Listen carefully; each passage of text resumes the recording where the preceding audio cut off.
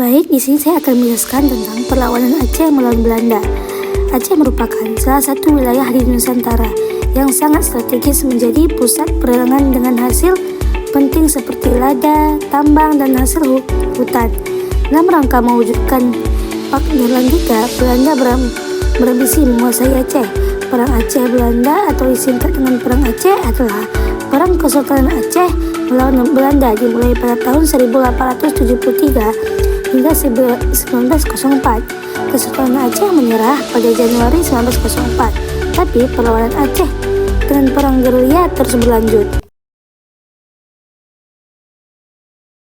Baik, selanjutnya di sini adalah latar belakang. Yang pertama itu adalah Treaty of London tanggal 17 Maret 1924. Isinya adalah kesepakatan antara Belanda dan Inggris, yaitu setelah Belanda berkuasa di daerah jajahan Nusantara, maka tidak dibenarkan mengganggu kedaulatan Aceh.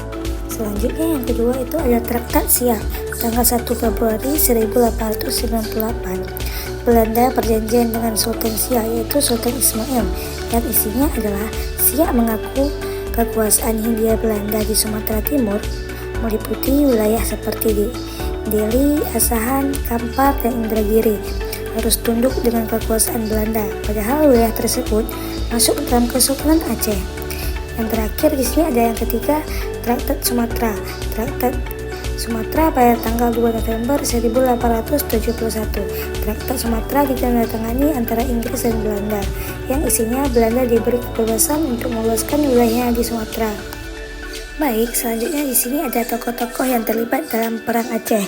Yang pertama itu ada tokoh-tokoh yang terlibat dalam Perang Aceh sendiri. Yang pertama ada Sultan Muhammad Shah, Sultan Muhammad Daud Shah, Panglima Polim, Tengku Cik Ditiro, Tengku Umar, Cut Nyadin, dan Cut Mutia.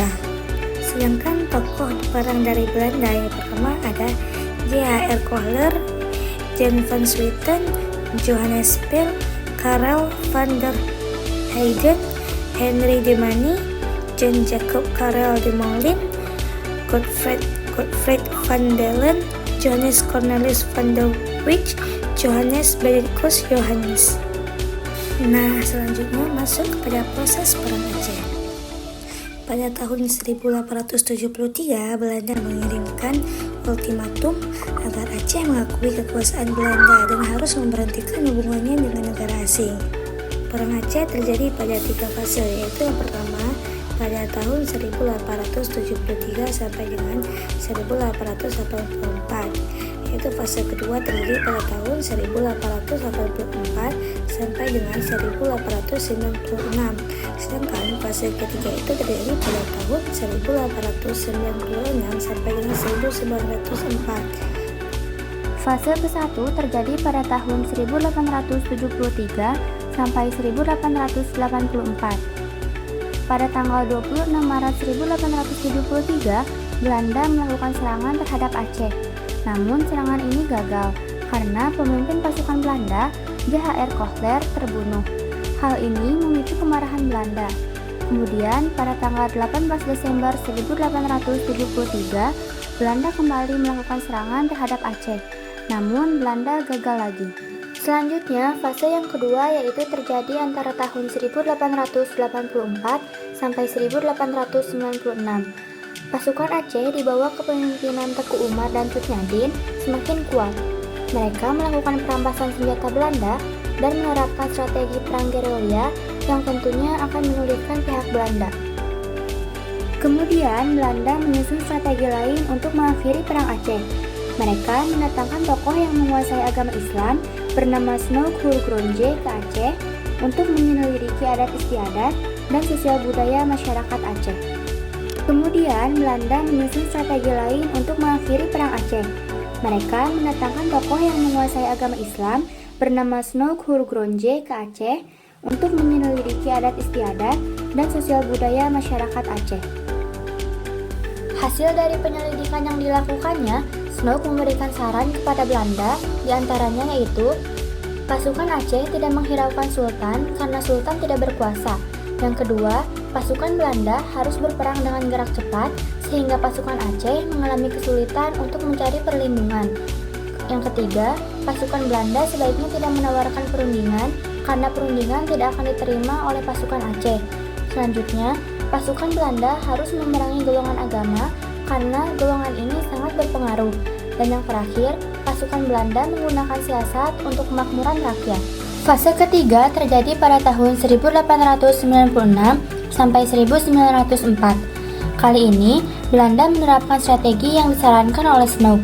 Dengan strategi tersebut, Belanda berhasil mencerai-beraikan para pemimpin perang Aceh. Teku Umar bergerak ke Aceh bagian barat, sedangkan Panglima Polin bergerak ke arah timur. Kemudian, pasukan Belanda menyerang benteng pertahanan pasukan Teku Umar.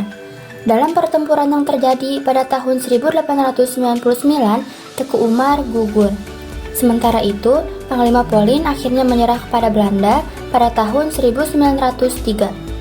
Namun, perlawanan Aceh masih terus berlanjut di bawah komando Cut Nyadin. Ia terus mengobarkan gerilya melawan Belanda. Namun sayangnya, Belanda berhasil mengepung pos pertahanan Cut Nyadin pada tahun 1906, dan pada akhirnya Cut Nyadin ditangkap. Nah, pada akhirnya, karena pemimpin-pemimpin tangguh banyak yang gugur, hal ini menyebabkan kedudukan Belanda di Aceh menjadi sangat kuat. Selain itu, akibat Belanda mengikuti saran dari Snoek, membuat rakyat Aceh berpihak kepada Belanda, sehingga memudahkan Belanda untuk memecah belah rakyat Aceh. Sekarang kita masuk ke bagian strategi. Yang pertama ada strategi Aceh. 1. Mau berkompromi dengan Belanda agar kedudukan pemerintahan dan masyarakat tidak hilang. Yang kedua, siasat untuk mendapat persenjataan dari Belanda untuk gerilya berjalan lancar dengan menandatangani perjanjian pendek. Kemudian, untuk perjuangan yang sifatnya keagamaan, strategi perangnya adalah 1. Tidak mau berkompromi dan tidak mau menyerah dengan Belanda. Dan yang kedua, melakukan perang jihad yang didasarkan ajaran agama. Biasanya, pemuka agama mendampingi pejuang atau di barisan depan. Dan yang kedua tentunya ada strategi Belanda. Pertama, penyerangan besar-besaran terhadap suatu objek yang dituju. Yang kedua, sistem konsentrasi sel-sel.